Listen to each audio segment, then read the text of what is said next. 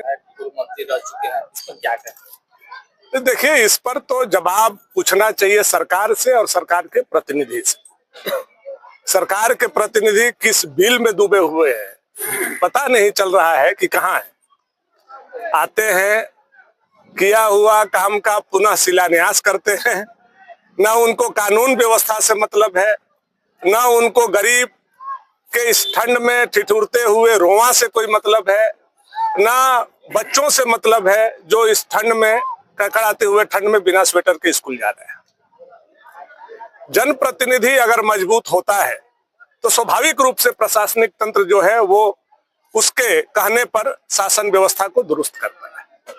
मतलब यह है कि जो हाथी है वह कैसा चल रहा है उसका महाउत उस पर निर्भर करता है। महाउत कैसा है, तो महाउते जब दिव्यांग है, महाउते जब दिमाग से पैदल है, जा करके सदन में जो बात नहीं कहना चाहिए वह बात कहते हैं और यहाँ आकर के जनता के लिए गुमराह करने का काम करते हैं, तो स्वाभाविक रूप से प्रशासन का जो व्यवस्था है वो पूरी तरह से आप देख रहे हैं गढ़वा जिला में, खास करके हमारे विधानसभा में तो और ज्यादा फैले।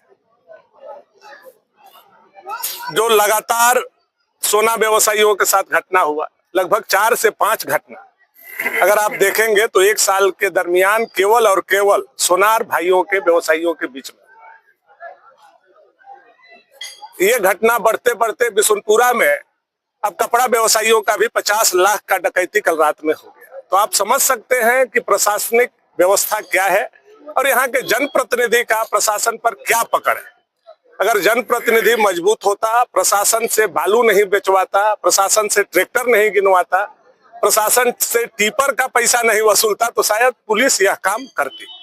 लेकिन पुलिस से जब विधायक का भाई, विधायक का बेटा टिपर गिनवाए, ट्रैक्टर गिनवाए, बालू का पैसा ले, तो स्वाभाविक रूप से ऐसा व्यवस्था तंत्र खराब होना ही था जो आज हुआ है। हम लोगों के समय में कोई भी माई का लाल खड़ा होकर के नहीं कह सकता है कि विधायक के परिवार या भाजपा का कार्यकर्ता कोई भी एक मुठ्ठा बालू बेचता था या खरीदता था।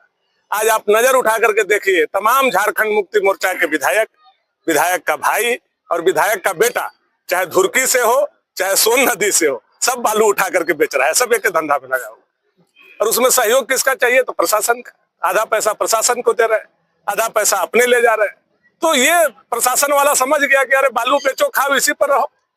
इसी के चलते प्रशासनिक व्यवस्था कमजोर है। व्यापारी